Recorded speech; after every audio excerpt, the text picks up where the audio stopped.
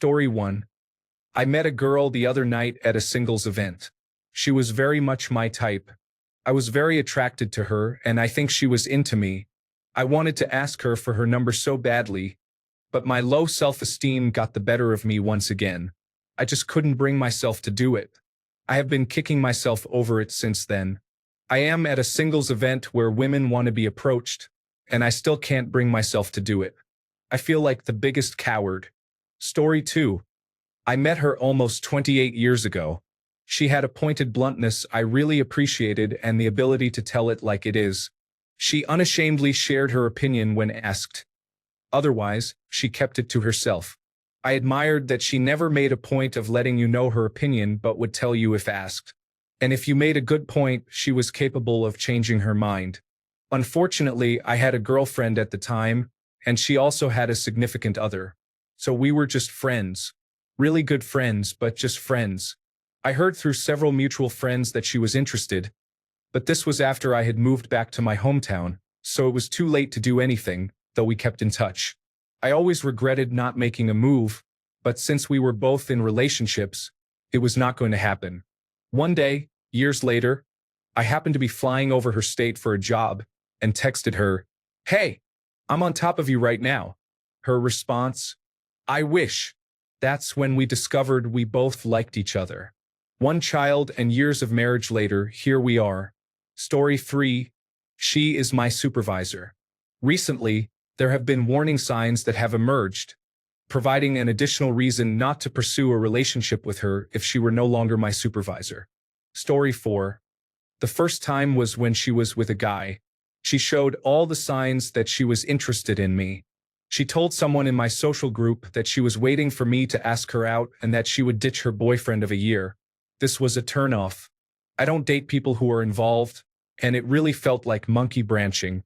I ran into her 20 years later, and she flat out asked me if I was happy with my life and wife, which I said I was. She married the guy, and it seemed like a second choice for her. I never heard from her again. The second time, I thought she was out of my league. She was beautiful and clever. I found out later she was interested in me because she thought I was witty, funny, and had my life together. Do I regret any of this?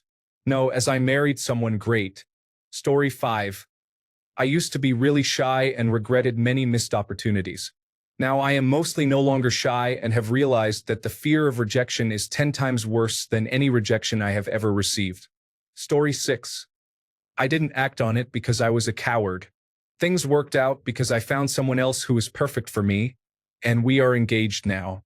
I don't regret not acting on it, not exactly. I hate my reason for not acting on it. I regret that.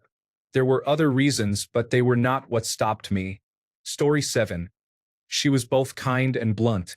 It was a great pairing. She wasn't mean, but she would tell me how she saw it when she saw it. I loved that communication and the lack of any malice.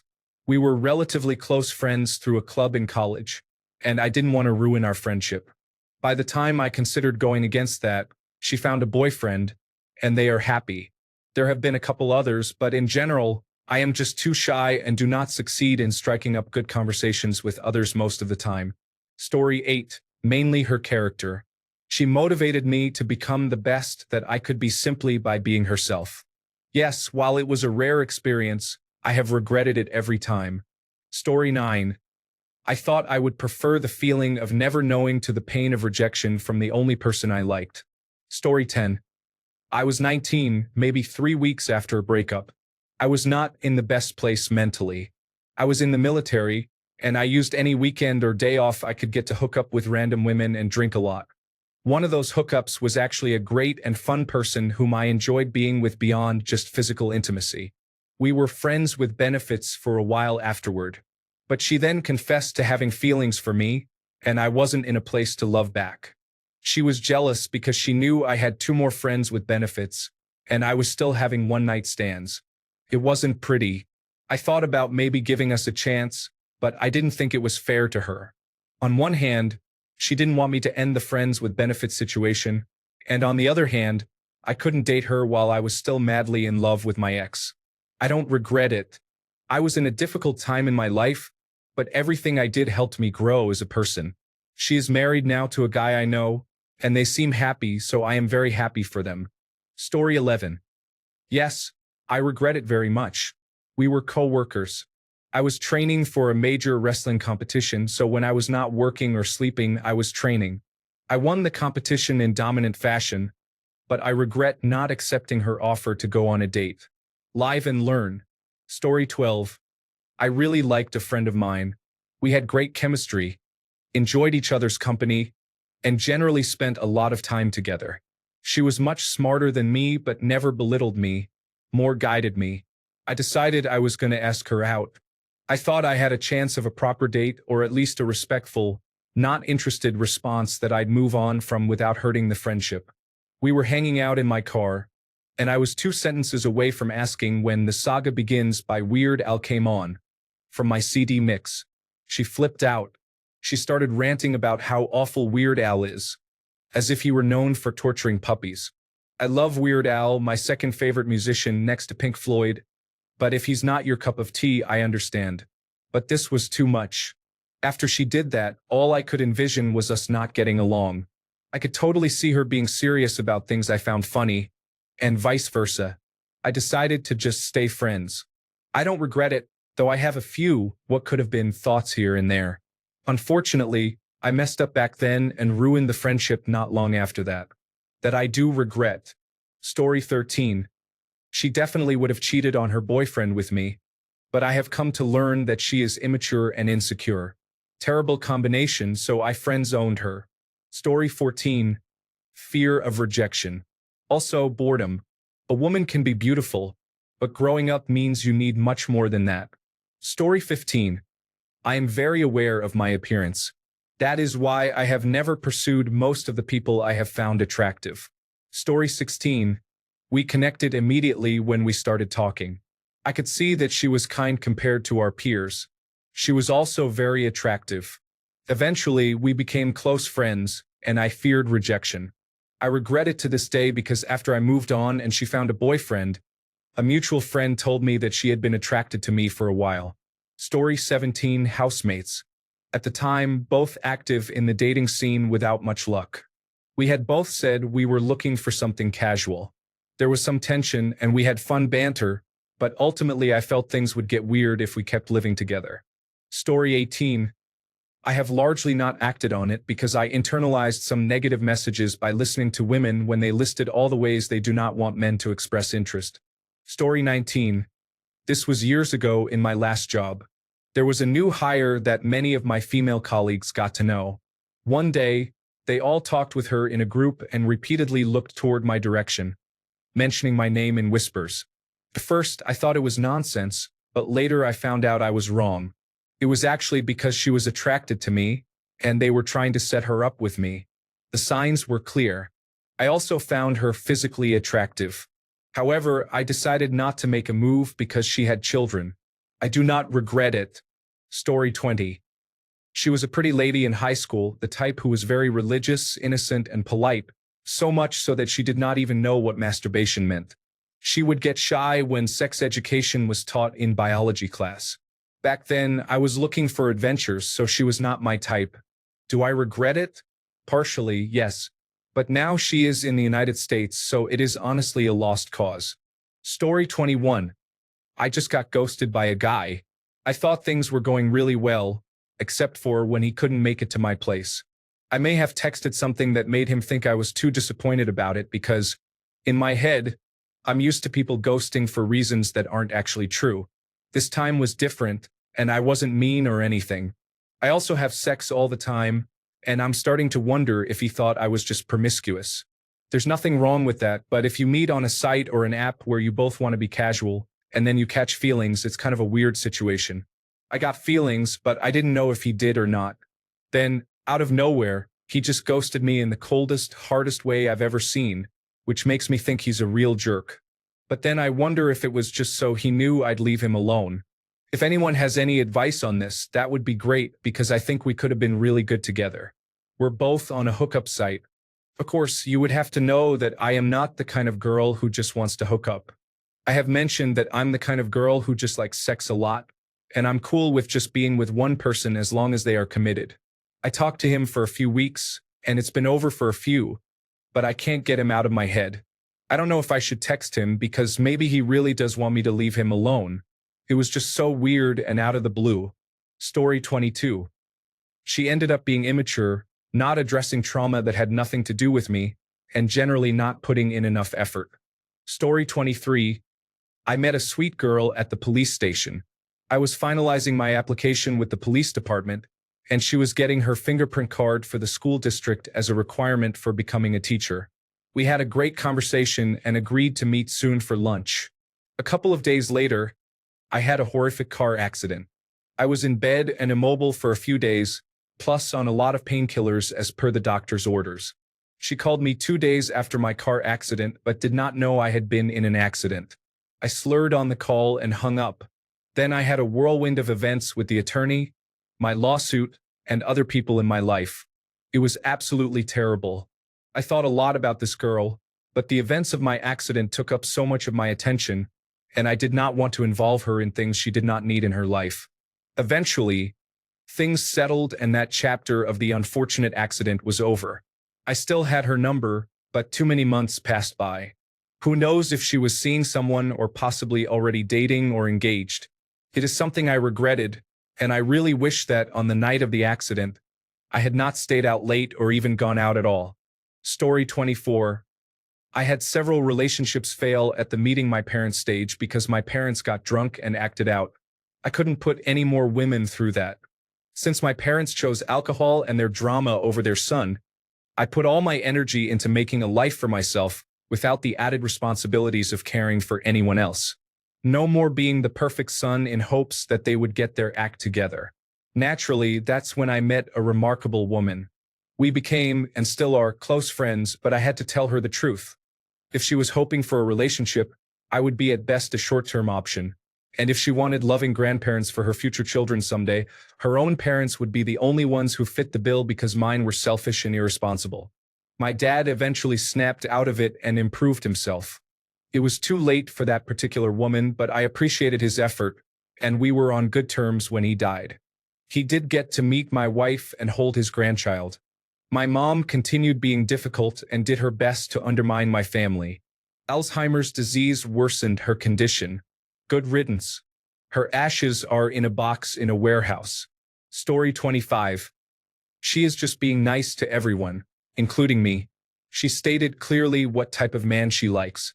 She manipulates people around her easily, getting what she wants by just saying it. She has anger issues because she always gets what she wants. If not, she gets upset. She regrets it, but so what? Just move on. I kind of know that even if we are together, it is not going to last. Story 26. She had a boyfriend, and I heard from a friend that she planned to marry young, which is something I did not and do not want to do. So I just did not tell her. Another girl I liked always told me that her sister liked me and to ask her out, so I just friend-zoned myself because I liked her and not her sister. Story 27. More often than not, despite clear communication from her that she was interested, it was because we worked together. I learned that lesson in my early 20s. Currently, I am focused on improving things and accomplishing some goals before I try anything again. I deeply regret one person. I wonder what life would have been like if I had accepted her interest. Story 28. I was friends with a girl through a fencing class. She was very pretty, with nice bone structure and naturally well-built.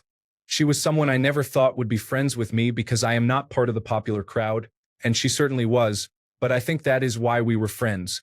I treated her like all my other nerd and different friends and did not put her on a pedestal. We eventually drifted apart after high school. I almost asked her out before that but decided against it because I had stronger feelings for someone else. I do not regret it, even though she later became a calendar model for a restaurant chain. Story 29. I have two friends for whom I had feelings but never acted on because I did not want to ruin the friendship. One is happily married to a man I know makes her happy and will always do so, and I fully support them. The other I do not really hear from. Story 30. We had known each other since middle school. I was sort of the leader of the group, you could say. I was a rowdy kid, so I always invited friends of friends to hang out. Then they would become friends, and I would do it again. The group nearly quadrupled in size by the time we started college, growing from 4 to around 16, plus several others who hung out sometimes but did not want to be in the group. At some point, the group also shipped me with one of the girls who had been in the group since the start. They saw something in our chemistry, I guess. So did I. I caught feelings for her, but I wasn't sure whether it was because of social or peer pressure or because I actually liked her as a person. There was also a bit of, I don't want to ruin what we have. In my confusion and anguish, I hurt her. I said things that could never be taken back. She eventually forgave me. Years later, when I realized I liked her, I confessed, but it was too late. I regret hurting her, but I don't regret how it turned out, if that makes sense. I needed to grow up. Story 31. I was friends with a guy, and I hit it off with his younger sister. We hung out a lot, but I never pursued anything because she was my friend's sister. Then another one of our friends started dating her and treated her poorly, which really upset me. I realized I had feelings for her, but I was young and valued her friendship too much to risk losing it. We eventually drifted apart. I got a girlfriend, and this girl crashed my surprise birthday party. I spent half the night talking to her and the other half making up with my angry girlfriend. It has been over 20 years now, and I just broke up with my long-term girlfriend. I reached out to my old friend, and we've been talking for the past few weeks as if we never lost contact. She is single, and I don't know if I'm ready for a relationship, but talking to her makes me happy, and I'm going to see where this goes. Story 32. There was a girl in college. She was not attractive, but she was agreeable. She invited me to her dorm one night. I arrived and found it in complete disarray. Dishes were stacked everywhere. Garbage had not been taken out in months. Dirty clothes were piled high to the ceiling. She had a pet ferret that ran wild and defecated and urinated everywhere. I waited there for 2 hours watching Harry Potter, trying not to contract any disease. Then I left. The entire time I was trying not to get sick. Story 33. I tended to like the girls who actually interacted with me regularly, but eventually decided that I was not going to ask any of them out because I did not want to lose the friendship I had with them. I have also learned that I make female friends too easily and basically friend-zone myself before I can even start falling for them. Story 34. She was quirky and looked like a hipster Ariel with a nice figure. We started hanging out a lot after she moved back to my city. I got her a job with me, and we grew closer, spending time together several times a week. As time went on, I worked up the nerve to ask her out. She was going to an electronic dance music show with some friends, and I told myself, I'll ask her when she gets back. During the weekend, she excitedly texted me that a friend of ours had asked her out. They got married about 2 years ago and seem happy. It hurts a bit, but I'm happy for them. Story 35. This was years ago. She was 24. She hit on me and we had sex twice, but her borderline personality disorder was a disaster in slow motion. She is doing way better now, but she has at least 20 relationships to her count and a lot of substance abuse from then until now. Dodged a missile. Story 36. Back in my single days, I was what could charitably be described as a slacker. I did the bare minimum to keep a roof over my head, food in my belly, weed in my bowl, and go to concerts and shows on the weekends. At the same time, I was also a pretty cute boy, so I never had much trouble meeting women. But I was also a good person. That means I would try to take someone's feelings into consideration when dealing with them, most of the time. Because of that, there were many times when I met someone I really liked but didn't pursue because I didn't want to bring them down to my level. Yes, I was a good guy and treated them well, but I was also a grade A underachiever, and they could do a lot better than me. Eventually, I met someone I did not want to lose just because I was comfortable being a slacker. I got my life together in a major way, and we have been together ever since. Being a nice person while also being a total loser kept me from pursuing more than a few women. I have never regretted it. Story 37.